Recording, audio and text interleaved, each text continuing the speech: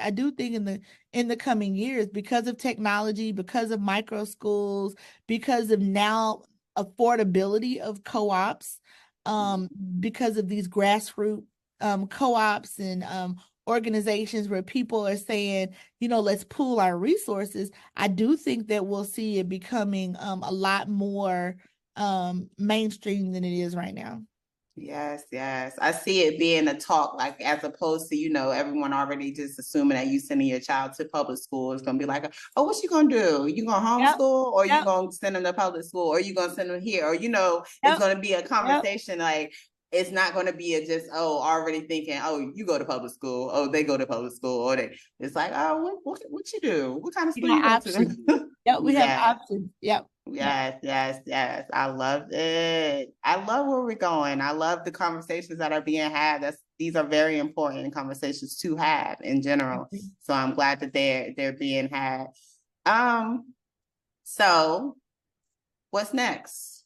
What's next as far as your tutoring going, homeschooling going? What's next? Like what are y'all incorporating into just anything? Like So we are cooking up some stuff. I was actually, we were talking this week in that my kids aren't big on, they don't want to go to a co-op like several days a week, but mm-hmm. we are exploring some ideas of learning in community with others in our area. We don't have a community co-op.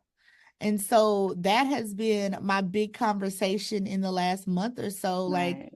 if I'm looking for it, it's got to be other people in my area that are looking for it. And so I really think we're going to start those conversations around. We have the church homeschool co-op. It's going wonderfully well, but it's only like twice a month. And so Yeah. we were looking to maybe learn in community with a few more people, even in our, larger community, a couple of times a week. And so again, not I'm I am iterating with the 13-year-olds.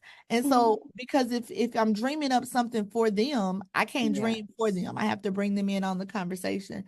And so we're looking at that. Of course, with the tutoring, I love to tutor, but with the tutoring, looking at ideas to not just remediate, but also, because tutoring is remediation. You didn't get it, let me help you, but also like some exploratory learning. Like, hey, you want to learn robotics? I got somebody that can come teach me and you. Like, let's learn together. Nice. Let's nerd out. So we're doing a lot of conversations around that as well. I Um, like that. Let's nerd out. yeah, yeah, because when you think of a tutor, or a tutor is just a guide, is just an assistant. Our Mhm. kids don't, sometimes I know, sometimes I would love something and I just want to go further. I want to go deeper. I'm a math person. I love math. Like, I'm always, even going down the street, I'm adding and subtracting and dividing license plate. That's the game I play in the car. License plates, because I want to, see how I can make those numbers get together to give me an even number. That's a game that we play. It's kids like me Nice. all over this community.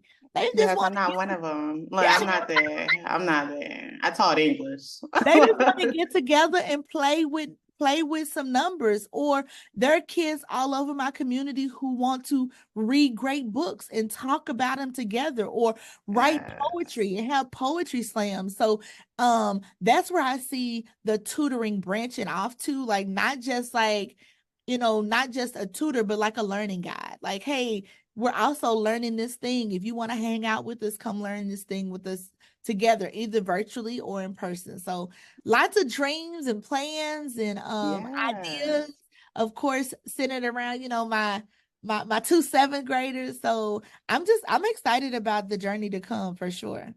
I know. I've loved like continuously you make it known that you include them in the decisions that are being made. And that is so important because you want them to enjoy it. Like you For want them sure. to want to be like a Mm-hmm. part of it and understanding that they are a part of Yeah. what Yep. what is going on with their because we just guides. We're here to guide. We here, Yep. like your daughter said. If I got questions, I ask you. Like I'm Thank good. you. I'm My good, feelings, mom. my feelings will hurt. Because I mean, I'm a teacher, right? So Yes. let me teach. But I think early on that first year, my feelings got hurt a lot. And it was good for me to see that, Yes. like, I cannot, in anything where you're instructing or facilitating or teacher, you cannot center yourself as the expert. Mm, Homeschooling is no different, because if you really gonna be good at it, then you're gonna continuously learn at it. And be the so student. I always, you're never gonna be, I may have expertise, right? Which makes me an expert in this area, but I'm only an expert because I'm always open to learning new things. I mean, you schooled me within the first 10 minutes. Within the first 10 minutes, you were giving me my life on this podcast. But you got to be willing, To I'm not saying you're learn. not an Yeah. expert, because you don't want to discount people's learning and their knowledge, but you can't center yourself. Like you got to I be, say I'm not an expert. Like you I got tell to, people, learn from me, like from things that yeah, I've done as yeah, far as like the experiences that I've had. But I would never put yeah. myself in an expert of anything. Like there's too much to learn. That part. And I think that's how we have to see education is, and even as a public school educator, seeing the learning space, which now it's my couch, it's our beds, right? It's the park. But anywhere that there's learning, it has to be an environment of reciprocal learning. Like I'm giving Mm, something, I'm getting, that's why micro schools and that's why co-ops, that's why tutoring, that's why those places work.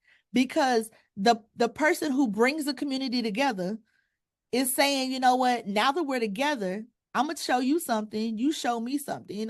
This parent is gonna teach math, and my kid's going over there because I'm not good with it.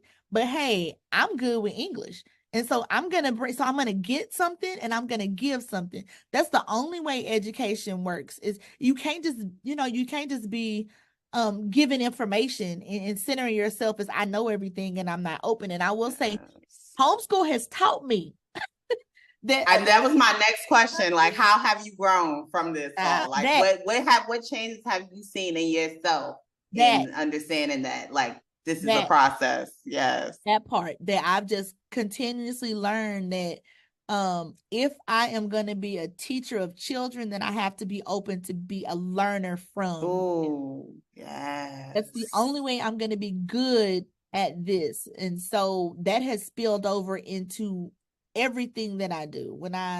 Even when I work with adult learners, that I'm here Yes. because I have something to share, but I'm also here because I know y'all got so much to give. And so in any space that I go in, because I did start the journey as y'all are in fourth grade. I've taught fourth grade successfully.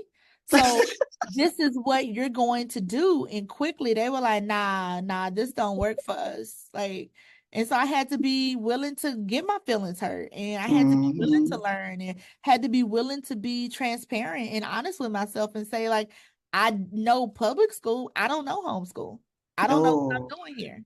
yes. Yeah. I love that. But you gave yourself room to grow and continue to grow. Yep. And understanding that is always good. You're always going to be learning. Let me share. Earlier, my daughter had said something like, she had called her sister Kimwat, I think it is, a Kimwat. And I'm just like, what is that? Like a bug or something? And she was like, no, honey, it's a fruit.